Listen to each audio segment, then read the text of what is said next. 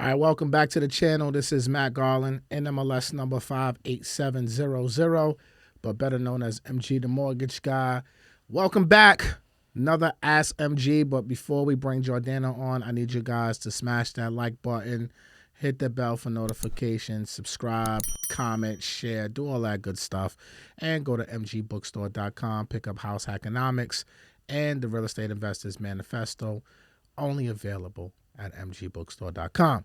All right, Jordana, you are back. I'm back. More questions from our crew. A really good question. Okay. One of the questions is basically, how do you explain child support with the home buying process? Like, can you get a loan if you have a lot of child support? How does that process work? So the question is, can you get a loan if you have child support? Yep. Yes, you can get a loan if you have child support. Water break, y'all. I needed that. I felt parched. And don't edit that out, Will. Keep it in there.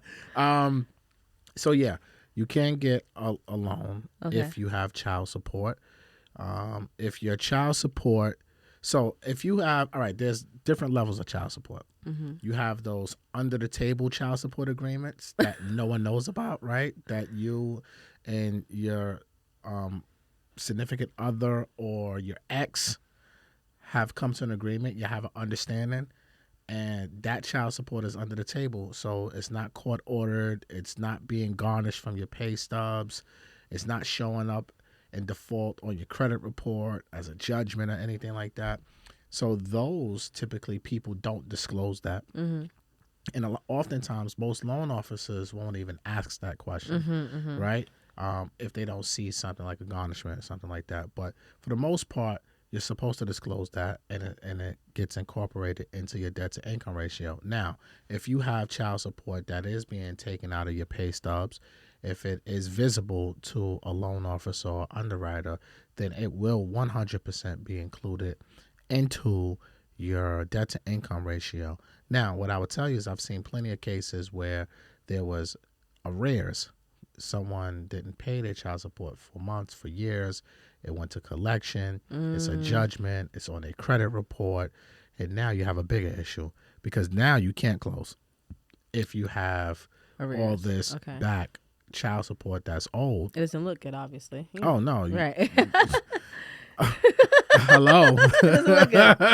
Hello. You should be but there's always circumstances. Yeah, this is the political. There's always you should be paying your child support. He was about to say that, y'all. You definitely. Look, a man who don't take care of their family can't be rich. Let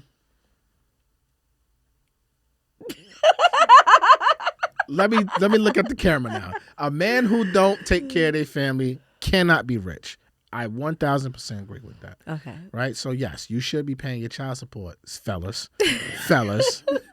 You should be paying your child support. Whether you agree or not, whatever, you should always pay your child support. That's just my opinion, but this is not, that type of conversation. Now, if it's in arrears, you have to figure it out. You have to make some sort of arrangement. You got to get it out of its collection. You got to do something for it to be in a positive light, so that way you can get approved for a loan. It's interesting because sometimes we think a lot about like student loans. We think about like regular credit card debt, but sometimes if you're slack on your child support, you could do all that work to get out of debt, quote unquote. But if that child support is not fixed, how are you going to get a mortgage? I mean, I've seen situations where people have $50K, $100K and back child support. What? And I've seen some real awful situations where I had one client where they didn't even know they had a child and got hit with back child support for like 12 years. Oh, we got to talk about this offline. Yeah. This is some tea. Yeah, that's crazy. So that's why earlier I was trying to wait a minute, there's always circumstances because I don't want nobody to think I'm bashing dudes. No, or saying I don't condone deadbeatness, right? Don't be a deadbeat, 100%. That's not what we rock with. But again, child support will be included into your debt to income ratio. And it's very important that you are planning for that too. Because there are times where, let's just say you even have an underhand agreement. But now with Zelle, Cash App, things like that, you're creating a paper trail.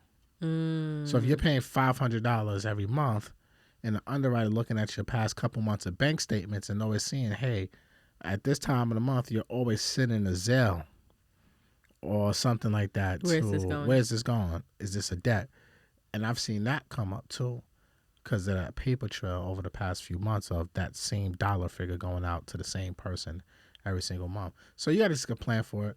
You got to make sure you incorporate that into your numbers. I always tell people, look, if you have child support, you have alimony, you have any of those things, disclose it up front so we can do our job the right way, because underwriting is going to do a whole background check on you basically, and what's done in the dark will always come to the light. You know what I'm saying? So it's going to come out at some point, so you might as well be able to plan for it ahead of time. Mm-hmm. So DTI is very important, the most important ingredient of getting a home loan. So yeah, account for your child support and your alimony. For the child support. The underwriters will find it. Now, on the flip side, that's when we're using it as a liability.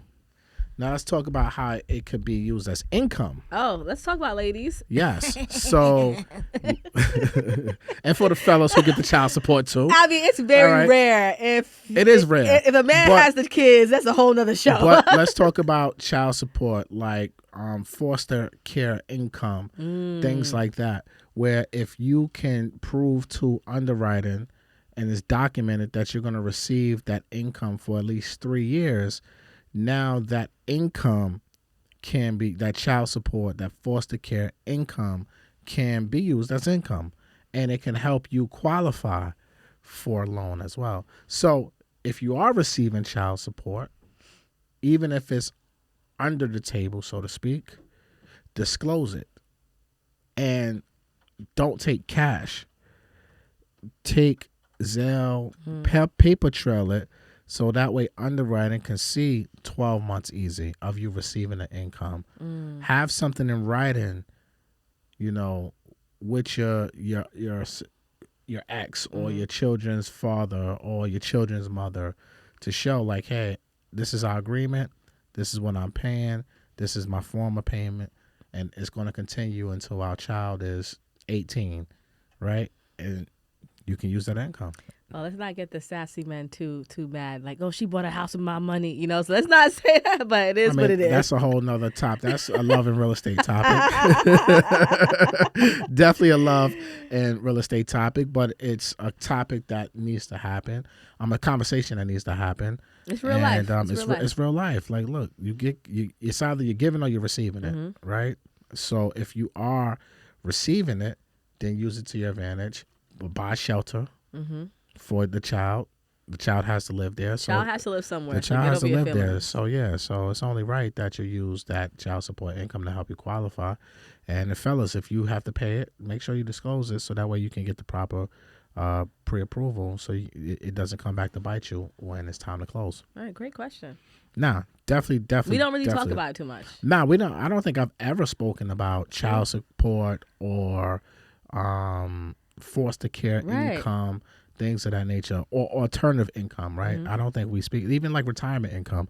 Maybe we need to have a whole conversation on how to use your Social Security or disability income and things like that to qualify for loans too. So, you know, that's the purpose of the channel, is to kind of give as much information as possible to help our audience achieve their real estate goals. And I think this was a terrific question.